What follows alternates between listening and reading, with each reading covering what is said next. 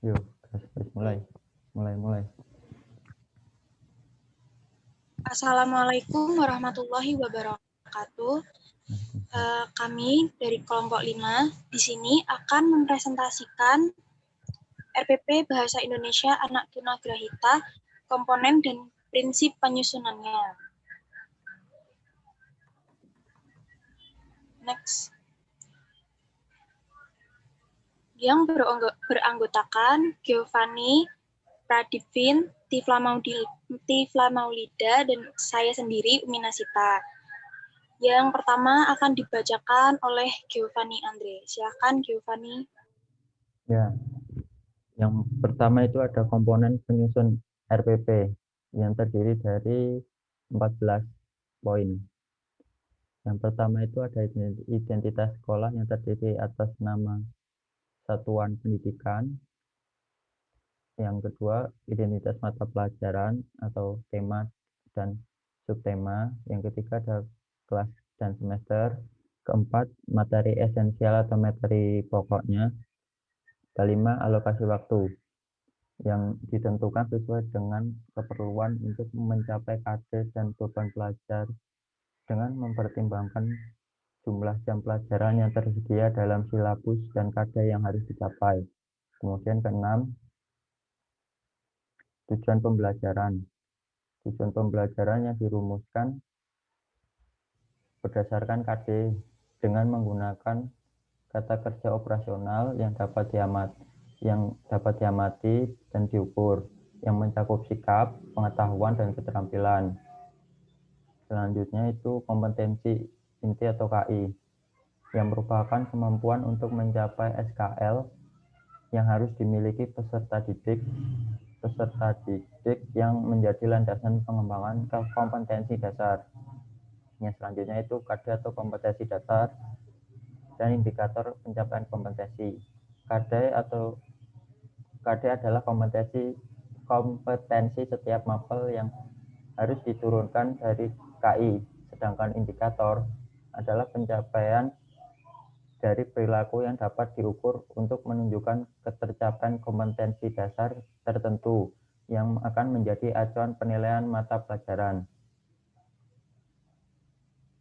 Yang kesembilan ada materi pembelajaran. Materi pembelajaran memuat fakta, konsep, prinsip, dan prosedur yang relevan dan ditulis dalam bentuk butir-butir yang sesuai dengan rumusan indikator ketercapaian kompetensi. Yang ke-10, metode pembelajaran. Metode pembelajaran digunakan oleh pendidik untuk mewujudkan suasana belajar dan proses pembelajaran agar peserta didik mampu mencapai KD yang sesuai dengan karakteristik peserta yang disampaikan. Kemudian media pembelajaran merupakan alat bantu proses pembelajaran untuk menyampaikan materi pelajaran. Kemudian ke-12, sumber belajar yang dapat berupa buku, media cetak, dan elektronik, alam sekitar, atau sumber belajar lainnya yang relevan. Kemudian 13, langkah-langkah pembelajaran dapat dilakukan melalui tahapan pendahuluan, inti, dan penutup. Yang terakhir, penilaian hasil belajar yang merupakan hasil dari nilai peserta didik.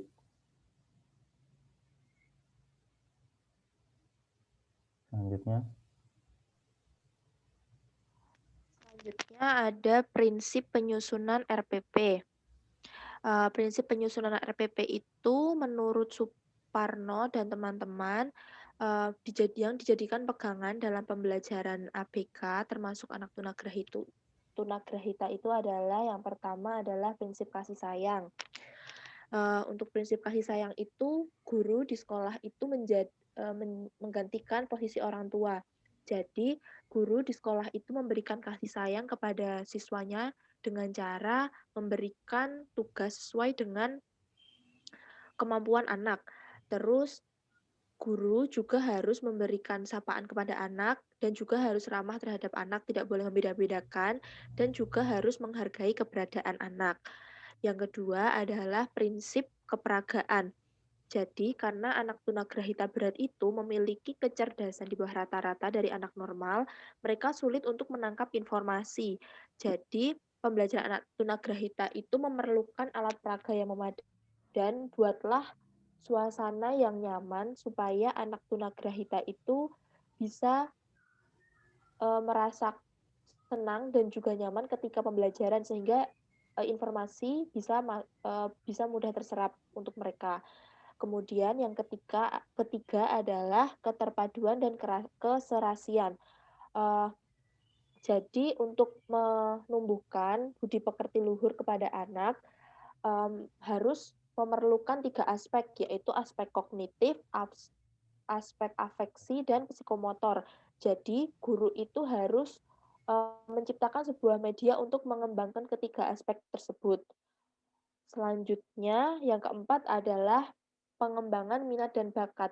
Jadi anak tunagrahita itu ya sama seperti anak-anak yang lain, seperti anak normal yang lain, mereka itu mempunyai minat yang bakat yang berbeda. Jadi tugas guru itu mengetahui minat dan bakat mereka sehingga bisa uh, memberi arahan ketika pembelajaran itu melakukan pembelajaran untuk anak itu sesuai dengan minat dan bakat anak tersebut. Selanjutnya yang kelima adalah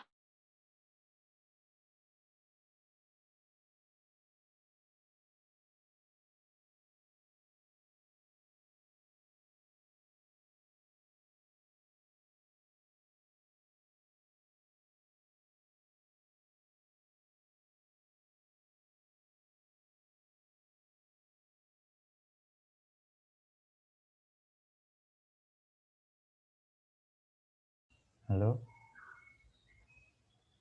halo Tifla.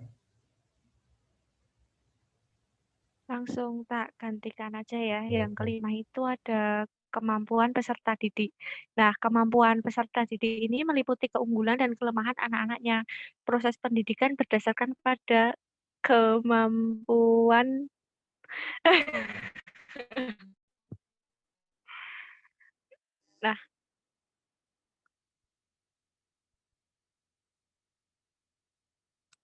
Nah, lanjut ya. Yang mohon maaf karena terkendala sinyal. Yang kelima itu ada kemampuan peserta didik. Nah, kemampuan peserta didik ini itu meliputi keunggulan dan kelemahan anak-anaknya. Proses pendidikannya itu berdasarkan pada kemampuan anaknya. Maka dari itu, orang tua itu perlu ikut serta dalam proses pendidikan anak. Guru juga harus mampu menerjemahkan tuntutan kurikulum dan orang tua wajib diberitahu hasilnya. Tiflah balik. Ya, yang selanjutnya adalah model. Guru itu adalah model bagi siswa-siswanya. Jadi, guru itu harus bisa mencontohkan hal yang baik untuk para murid-muridnya seperti ketika berpakaian, ketika bertutur kata. Jadi terkadang tuh siswa lebih patuh terhadap gurunya dibanding orang tuanya. Jadi mereka lebih manut apabila kalau gurunya yang ngomong gitu loh. Jadi anak itu meniru apa yang dilakukan gurunya. Jadi alangkah baiknya ketika kita menjadi guru, kita harus mencontohkan hal yang baik karena kita role model bagi murid-muridnya. Selanjutnya ada pembiasaan. Pembiasaan untuk anak tunagrahita itu adalah dengan cara menjelaskan secara berulang-ulang. Seperti yang kita jelaskan tadi, bahwa anak tunagrahita itu mereka memiliki intelektual yang rendah dan penyerapan materi itu yang rendah. Jadi kita harus mengulang-ulang materi. Jadi kalau guru itu mengulang-ulang materi, alangkah baiknya ketika menjelaskan materi diiringi dengan contoh yang real agar anak mudah memahaminya. Next. Selanjutnya ada latihan. Latihan untuk tunagrahita itu disesuaikan dengan kemampuan yang dimiliki peserta didik. Jadi guru harus pandai-pandai merancang kegiatan atau latihan sehingga peserta didik senang melakukannya berulang-ulang. Jadi karakteristik anak tunagrahita itu mudah lupa dan pengulangan perlu dilakukan untuk memperjelas informasi. Yang terakhir adalah penguatan. Jadi penguatan itu lebih seperti memberikan pujian atau memberikan penghargaan. Hal tersebut membuat anak berperilaku positif karena mereka merasa dihargai sehingga anak-anak itu lebih senang melakukan hal tersebut. Jadi kita itu harus selalu mengapresiasi sesuatu hal yang dilakukan anak, entah itu salah ataupun benar. Alangkah baiknya kita memberikan pujian, baru kita mengoreksinya seperti itu.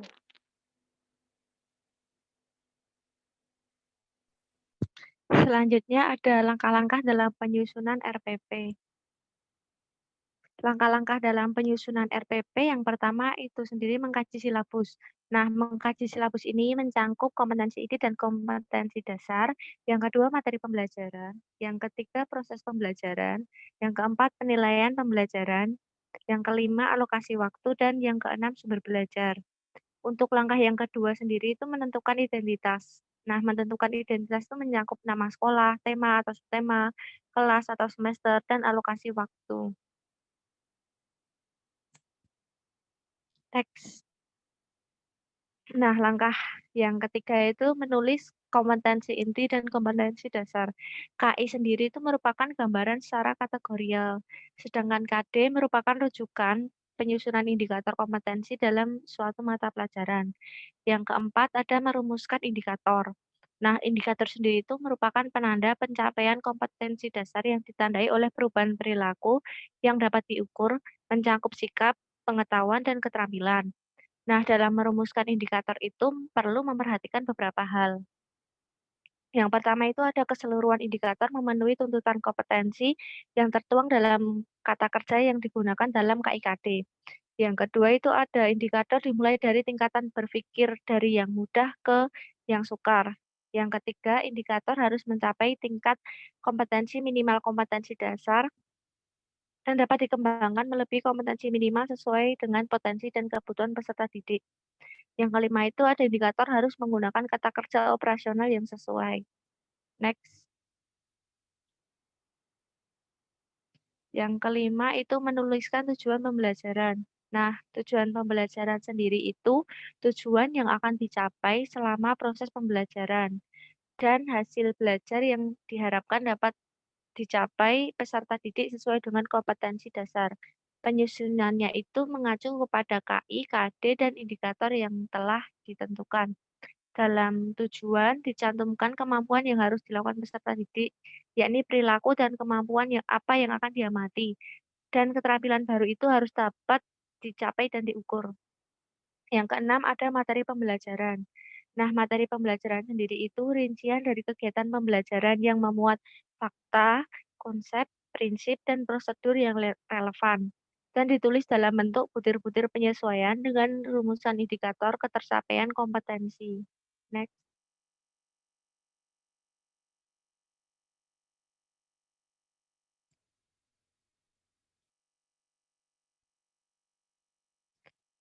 Yang ketujuh ada metode pembelajaran. Metode pembelajaran digunakan agar peserta didik mencapai kompetensi dasar yang disesuaikan dengan karakteristik peserta didik dan kompetensi dasar yang akan dicapai. Yang ke-8 ada kegiatan pembelajaran. Nah, kegiatan pembelajaran ini mengacu pada pendekatan, strategi, model, dan metode pembelajaran yang akan menggambarkan kegiatan. Next. Yang ke-9 ada penentuan alokasi waktu. Alokasi waktu itu ditentukan sesuai dengan keperluan untuk mencapai kompetensi dasar dan beban belajar dengan mempertimbangkan jumlah jam pelajaran yang tersedia dalam silabus dan kompetensi dasar yang harus dicapai. Dan dibagi ke dalam kegiatan pendahuluan, inti, dan penutup. Yang ke-10 ada pengembangan penilaian pembelajaran.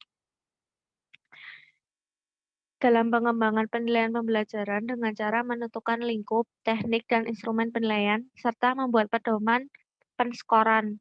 Selanjutnya, penentuan strategi pembelajaran remedial segera setelah dilakukan penilaian. Next. Yang terakhir ada menentukan media atau alat bahan sumber pembelajaran. Media dan alat bahan sumber pembelajaran dapat berupa alat bantu proses pembelajaran untuk menyampaikan materi pembelajaran yang mempermudah memberikan pengertian kepada peserta didik. Ini berupa bahan yang digunakan selama proses pembelajaran berlangsung. Yang kedua ada sumber belajar, dapat berupa buku, media, cetak, maupun elektronik. Terus alam sekitar atau sumber belajar lain yang relevan.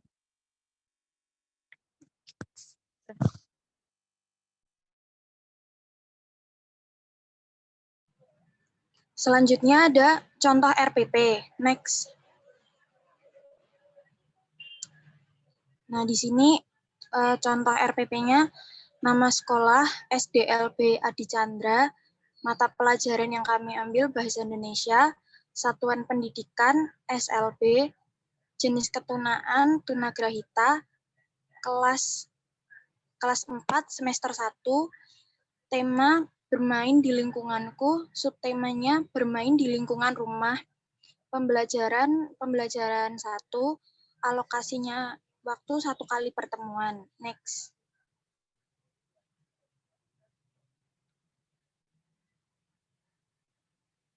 Kompetensi dasar 3.1 mencermati, langsung ke kompetensi dasar, mencermati teks narasi sederhana tentang kegiatan bermain di lingkungan rumah dalam bahasa Indonesia, baik lisan maupun tulis, yang dibantu dengan kosakata daerah. Yang kedua, 4.2, memeragakan isi teks cerita narasi sederhana tentang kegiatan bermain di lingkungan rumah dalam bahasa Indonesia, baik lisan maupun tulis, yang dibantu dengan kosakata bahasa daerah. Indikatornya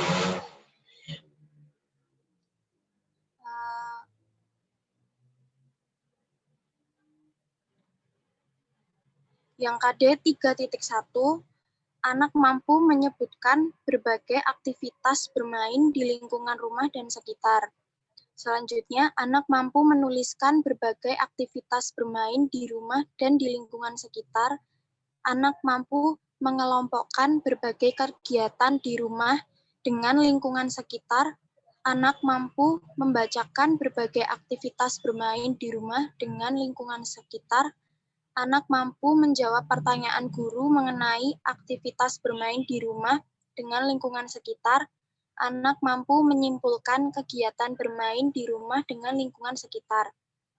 KD 4.2, yang pertama, anak mampu memprediksi isi teks cerita narasi sederhana tentang kegiatan bermain di lingkungan rumah dengan lingkungan sekitar. Yang kedua, anak mampu membaca teks cerita narasi sederhana tentang kegiatan di lingkungan rumah dengan lingkungan sekitar. Selanjutnya, anak mampu menulis kembali isi teks bacaan narasi sederhana di lingkungan rumah. Lalu, anak mampu menceritakan isi teks cerita narasi sederhana tentang kegiatan di lingkungan rumah berdasarkan teks yang dibaca secara mandiri. Lalu, anak mampu mempraktekkan teks cerita narasi sederhana tentang kegiatan bermain di lingkungan rumah dalam bahasa Indonesia. Lalu yang terakhir, anak mampu menyimpulkan teks bacaan narasi tentang kegiatan bermain di rumah dengan di lingkungan sekitarnya. Lalu tujuan pembelajaran yang pertama, dengan mengamati gambar tentang kegiatan bermain di lingkungan rumah, siswa dapat menyebutkan 3 aktivitas bermain di lingkungan rumah dengan percaya diri. Lalu yang kedua, diberikan teks, anak diharapkan mampu menyalin atau menuliskan kembali teks yang telah tersedia dengan teks yang benar. Lalu materi pembelajaran yang pertama, berbagai macam kegiatan bermain di lingkungan rumah. Next. Lalu metode dan pendekatan pembelajaran. Pendekatan yang di RPP ini Scientific 5M. Model Discovery Learning, metodenya tanya jawab, demonstrasi, pemberian tugas. Kegiatan pembelajaran yang pertama, pembukaan. Pembukaan langkah-langkahnya yang pertama, guru mengajak semua peserta didik berdoa menurut agama dan keyakinan masing-masing. Lalu yang kedua, guru mengecek kehadiran peserta didik, lalu guru menyampaikan tujuan pembelajaran, lalu guru mempersiapkan fisik dan psikis peserta didik untuk memulai pembelajaran, lalu guru menstimulus siswa dengan pertanyaan yang berkaitan dengan pembelajaran hari ini. Alokasi waktu pembukaan 5 menit. Lalu inti kegiatan itu yang pertama, guru memberikan berbagai macam gambar kegiatan bermain di lingkungan rumah. Yang kedua, siswa mengamati berbagai macam kegiatan yang ada pada gambar. Lalu siswa siswa bersama guru menyebut berbagai macam kegiatan yang ada di dalam gambar. Lalu guru menempelkan gambar pada papan tulis dan memberikan keterangan tentang gambar. Lalu siswa diminta untuk maju ke depan kelas satu persatu. Setelah itu, guru memberikan pertanyaan berkaitan dengan gambar kegiatan bermain kepada peserta didik. Selanjutnya, siswa diminta menyalin atau menulis kembali tentang kalimat yang ada pada gambar. Inti pada kegiatan pembelajaran ini alokasi waktunya 25 menit. Lalu penutupan. Guru membimbing peserta didik menyimpulkan materi yang telah dipelajari. Lalu selanjutnya, guru memberikan tugas untuk dikerjakan di rumah. Lalu, guru memberikan motivasi kepada peserta didik untuk mengulangi pelajaran di rumah. Setelah itu, berdasarkan pembelajaran pada buku peserta didik diminta untuk menyebutkan manfaat pembelajaran hari ini dan memanfaatkan berdasarkan pemahaman yang sudah didapatkannya selama kegiatan pembelajaran berlangsung. Yang terakhir, guru memimpin doa dan salam. Alokasi waktunya 5 menit. Next. Lalu media, alat, dan sumber belajar yang digunakan. Sumber belajar yang digunakan, buku guru dan siswa tunagrahita kelas 4 SDLB tematik terpadu 2013. Tema 1, bermain di lingkunganku. Lalu alatnya, gambar aktivitas kegiatan belajar bermain di lingkungan rumah. Yang kedua ada pensil warna.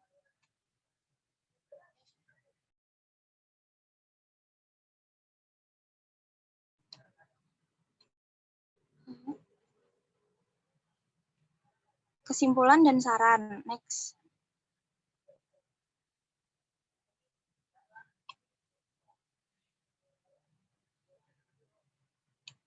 Rencana pelaksanaan pembelajaran atau RPP adalah rencana kegiatan pembelajaran tatap muka untuk satu pertemuan atau lebih.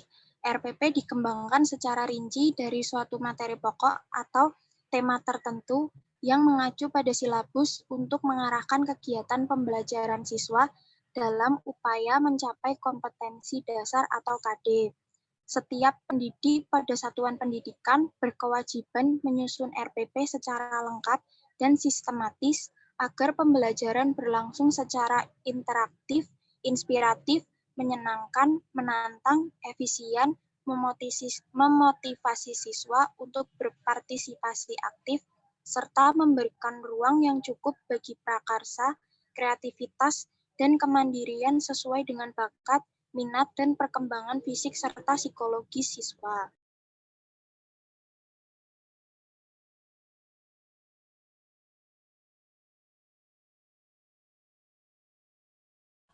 Kemudian ada saran. Adapun saran dalam makalah ini ialah hendaknya baik guru maupun mahasiswa yang sebagai calon guru dapat lebih proses penyusunan pelaksanaan perencanaan pembelajaran atau RPP demi terlaksananya proses pembelajaran lebih baik.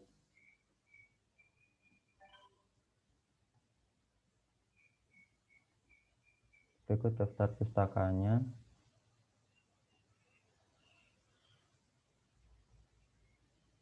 Ya, selesai.